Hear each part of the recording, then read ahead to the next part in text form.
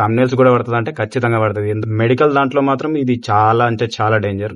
Nudity and sexual content. Hi friends, అందరికీ నమస్తే.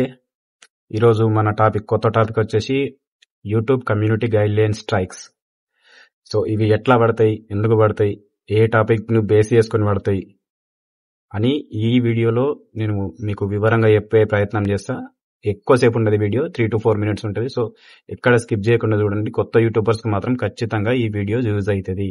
YouTube channel open చేసుకొని వీడియోస్ పెట్టుకోవాలనుకునే ఉంటారు కదా, సో వాళ్ళ కోసం ఇది ఎక్కువ యూజ్ అవుతుంది. సో వీడియో ఎక్కడ స్కిప్ చేయొద్దు. మీరు కనుక మన ఛానల్ కి కొత్తగా వచ్చి ఉంటే మాత్రం ఖచ్చితంగా ప్లీజ్ మన ఛానల్ కి సబ్స్క్రైబ్ చేసుకోండి, ఓకేనా? సో నేను ఎప్పుడు కొత్త వీడియోస్ పెట్టినా మీకు నోటిఫికేషన్ వస్తుంది. బెల్ ఐకాన్ ఆన్ చేసి పెట్టుకోండి. వీడియోస్ చేస్తాం కదా, కొత్త వీడియోస్ చేసి ర్యాండమ్ గా వీడియోస్ చేసి పెట్టేస్తాం కదా. కొంతమంది ఏం చేస్తారంటే యూట్యూబ్ నుంచి డౌన్లోడ్ చేసుకుని మళ్ళీ యూట్యూబ్ లోనే పెట్టడం, మళ్ళీ కొంతమంది కాపీరైట్ కంటెంట్ తీసుకొని పెట్టడం.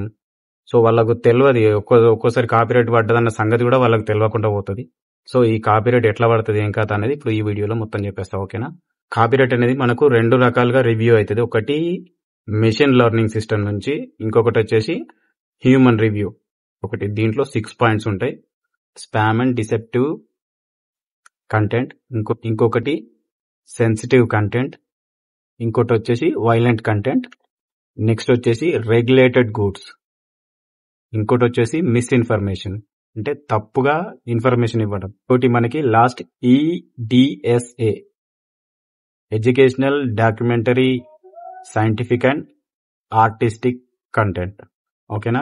దీని గురించి మనకు అంత ఐడియా లేదు. సో ఈ విషయం గురించి నేను మొత్తం తెలుసుకున్న తర్వాత మీకు ఈ విషయం గురించి ఒక ఫుల్ వీడియో చేస్తా.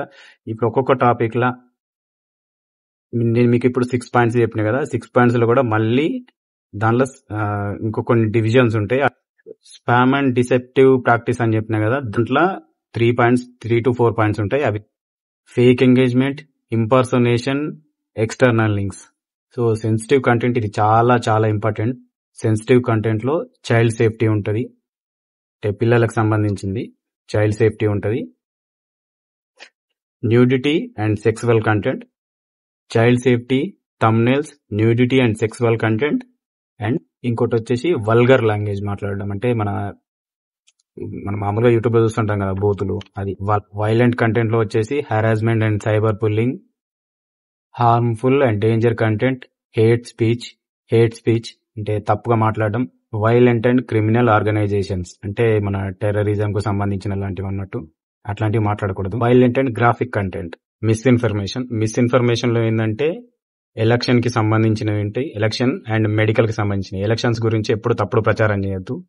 అండ్ ఈ మెడికల్ దాంట్లో మాత్రం ఇది చాలా అంటే చాలా డేంజర్. మెడికల్ కి సంబంధించి అంటే హోమ్ రెమెడీ చెప్తారు కదా కొందరు, మెడికల్ కి సంబంధించి హోమ్ రెమెడీ చెప్తారు కదా కొందరు, తెలిసిన నాకు ఇది తెలుసు మీరు ఇట్లా వాడండి, అట్లా ఫేక్ మెడిసిన్స్ గురించి స్ప్రెడ్ చేయడం, తప్పుడు ప్రచారం చేయడం, ఆయుర్వేదిక్ గురించి తప్పుడు ప్రచారం చేయడం, ఇట్లాంటివన్నీ కూడా కాపీరైట్ కంటెంట్ కిందకే వస్తాయి. కమ్యూనిటీ గైడ్ లైన్ స్ట్రైక్ పడేది థంబ్నెయిల్స్ కు పడుతుంది, లైక్ కామెంట్స్ కు పడుతుంది.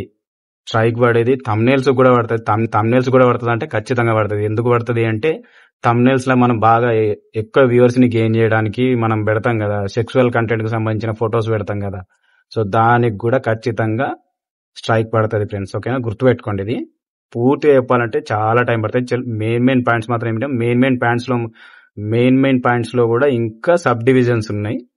సో ఇప్పుడు సెన్సిటివ్ కంటెంట్ అని చెప్పిన కదా, దాంట్లో చైల్డ్ సేఫ్టీ గురించి అది ఇంకా క్లియర్ గా ఉంటది, ఇంకా క్లియర్ గా చెప్పాల్సి వస్తుంది అది, ఓకేనా? ఇట్లా చెప్పుకుంటూ పోతే వీడియో చాలా అంటే చాలా పెద్దగా అవుతుంది. సో ఓకేనా? సో ఇప్పటి వరకు ఈ వీడియోని చూస్తే మాత్రం ఖచ్చితంగా ఒక లైక్ కొట్టండి. ఒక లైక్ కొడితే మళ్ళీ నాకు మోటివేషన్ వస్తుంది, ఇంకా కొంతమందికి మన వీడియో రీచ్ అవుతుంది. నేను కూడా కొత్త వీడియోస్ చేయడానికి నాకు కొంచెం ప్రోత్సాహకంగా ఉంటుంది. సో ఇప్పటి వరకు మన ఛానల్ ఎవరైతే సబ్స్క్రైబ్ చేసుకోలేదో please subscribe to our channel Srikanth Sharma blogs. Vlogs అంటే డైలీ వీడియోస్ కాదు, మన టెక్ కంటెంట్ కూడా, మన యూట్యూబ్ కు సంబంధించిన కంటెంట్ కూడా ఖచ్చితంగా ఉంటది. మీరు అడిగే ప్రతి ప్రశ్నకు నేను సమాధానం చెప్తాను.